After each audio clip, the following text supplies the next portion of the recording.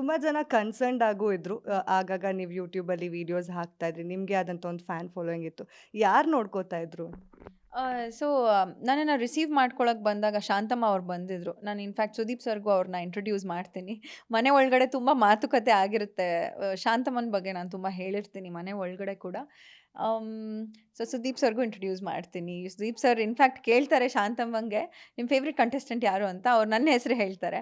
"ನಿಮಗೆ ಆಗದೇ ಇರೋ ಕಂಟೆಸ್ಟೆಂಟ್ ಯಾರು?" ಅಂದರೆ, "ಚೈತ್ರ ಅವರು" ಅಂತ ಹೇಳ್ತಾರೆ. "ನಿಮ್ಮಿಬ್ರನ್ನ ಒಂದು ರೂಮಲ್ಲಿ ಕೂಡ್ ಹಾಕಿ ಬಿಡ್ತೀವಿ" ಅಂತ ಫನ್ನಾಗಿ ಹೇಳ್ತಾರೆ. So Shantamma was taking care of Simba.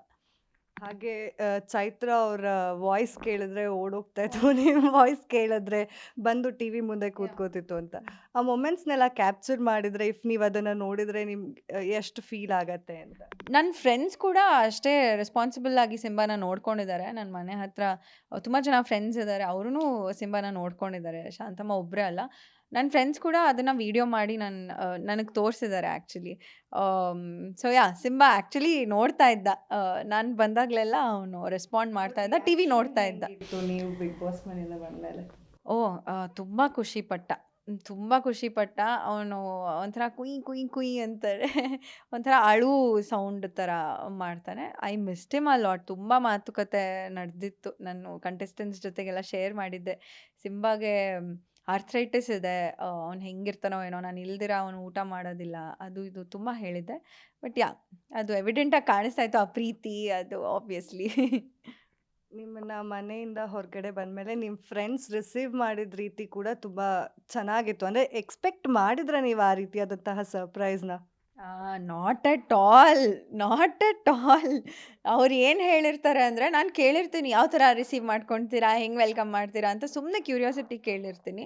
ಅವ್ರು ಹೇಳ್ತಾರೆ, ಏನು ನೀನು ಅಷ್ಟೆಲ್ಲ ಇದು ಮಾಡಿ ಬಂದಿದ್ಯಾ 3 ತಿಂಗಳು, ನೀನು ಸಿಂಬಾ ಆರಾಮಾಗಿ ಒಬ್ಬರೇ ಇರಿ ಮನೇಲಿ, ಇನ್ನೇನು ಬೇಡ ಅಂತ ಹೇಳಿರ್ತಾರೆ. ಆ್ಯಂಡ್ ನಾನು ಹೌದು ಕರೆಕ್ಟು, ನನ್ನದು ಸಾಲಿಟ್ಯೂಡು ಇಂಪಾರ್ಟೆಂಟ್, ನನ್ನ ಪೀಸ್ ಆಫ್ ಮೈಂಡು ಇಂಪಾರ್ಟೆಂಟ್ ಆಗುತ್ತೆ. ಹೌದು ಕರೆಕ್ಟ್ ಅಂತ ಸುಮ್ಮನಿರ್ತೀನಿ ಅಷ್ಟೇ.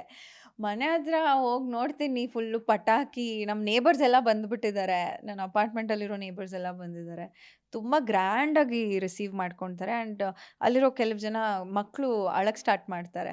ನಾನು ಬಂದಿದ್ದರಿಂದ ಎಲಿಮಿನೇಟ್ ಆಗಬಾರ್ದಾಗಿತ್ತು ನೀವು ಅಂತ ಅವರ ಒಂದು ದುಃಖನ ವ್ಯಕ್ತಪಡಿಸ್ತಾರೆ. ಸೊ ಏನು ಹೇಳಬೇಕು ಗೊತ್ತಿಲ್ಲ. ಇಷ್ಟು ಪ್ರೀತಿಗೆ I don't know, I am speechless ಅಂತಲೇ ಹೇಳ್ಬೋದು. ತುಂಬ ಎಲ್ಲರೂ ಕೇಳಿರ್ತಾರೆ. ಬಟ್ ಎಗೇನ್ ನಾನು ಕೇಳ್ತಾ ಇದ್ದೀನಿ. ಬಿಗ್ ಬಾಸ್ ಮನೆ ಮಗಳು ಅಂತ ಹೇಳಿದಾಗ ಅಫ್ಕೋರ್ಸ್ ನೀವು ತುಂಬ ಎಮೋಷ್ನಲ್ ಆಗ್ತೀರಾ, ಬಿಕ್ಕಿ ಬಿಕ್ಕಿ ಹೇಳ್ತೀರಾ. ಆದರೆ ಭವ್ಯ ಅವ್ರಿಗೆ ಎಲ್ಲೋ ಒಂದು ಕಡೆ ಖುಷಿ ಆಗ್ತಾ ಇರುತ್ತೆ, ನೀವು ಹೊರಗಡೆ ಹೋಗ್ತಾ ಇದ್ದೀರಾ ಅಂತ ಅಬ್ಸರ್ವ್ ಮಾಡಿದ್ರಾ?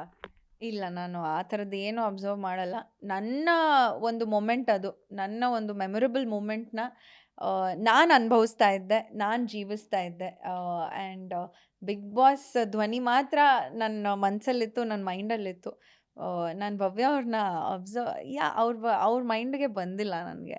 ನನ್ನ ಮೊಮೆಂಟ್ ಅದು. ಸೊ ಆ್ಯಂಡ್ ಲೆಟರ್ ಓದಬೇಕಾದ್ರೆ ಕೂಡ ಅಷ್ಟೇ, ಅವರು ಓದಲ್ಲ ಅದನ್ನು ತ್ರಿವಿಕ್ರಮ್ ಅವ್ರಿಗೆ ಕೊಟ್ಬಿಡ್ತಾರೆ. ಸಾಕಷ್ಟು ಜನಕ್ಕೆ ಅದು ಫೇಕ್ ಏನೋ ಅಂತ ಅನ್ನಿಸ್ಬಿಡ್ತು. ಅಂದರೆ ಓದೋಕ್ಕೆ ಆಗುತ್ತೆ ಅಫ್ಕೋರ್ಸ್ ಅವ್ರ ಕೈಯಲ್ಲಿ, ಬಟ್ ಸ್ಟಿಲ್ ಅದೇನೋ ಫೇಕ್ ಮಾಡ್ತಿದ್ದಾರೆ ಅಂತ ತುಂಬ ಜನಕ್ಕೆ ಅನಿಸಿದ್ದುಂಟು. ಇದ್ರ ಬಗ್ಗೆ ಏನು ಹೇಳ್ತೀರಾ? ನಿಮ್ಗೇನಾದರೂ ಹಂಗೆ ಅನಿಸ್ತಾ? ನಾನು ಹೇಳ್ದಾಗೆ ನಾನೇ ಫಸ್ಟ್ ಆಫ್ ಆಲ್ ತುಂಬ ಎಮೋಷ್ನಲ್ ಇದ್ದೆ. ಪ್ರೀತಿಯ ಐಶ್ವರ್ಯ ಅಂತ ಯಾವಾಗ ಆ ಒಂದು ಲೈನ್ ಓದಿದ್ರು ಆವಾಗ ಗೊತ್ತಾಯಿತು ನಾನೇ ಅಂತ. ಬಟ್ ಅದೆಲ್ಲ ನಾನು ಅಬ್ಸರ್ವ್ ಮಾಡೋಕ್ಕೆ ಹೋಗಿಲ್ಲ. ನನ್ನ ಎಮೋಷನ್ನಲ್ಲೇ ನಾನು ಮುಳುಗೋಗಿದ್ದೆ. ಅದು ಆ ಸಿಲ್ಲಿ ವಿಚಾರನೆಲ್ಲ ನಾನು ಅಬ್ಸರ್ವ್ ಮಾಡೋಷ್ಟು ಪೇಷನ್ಸ್ ಇರಲಿಲ್ಲ ನನಗೆ ಅವಾಗ ಅಷ್ಟೆ. ಗ್ಯಾರಂಟಿ ನ್ಯೂಸ್, ಸುದ್ದಿ ಖಚಿತ, ನ್ಯಾಯ ನಿಶ್ಚಿತ.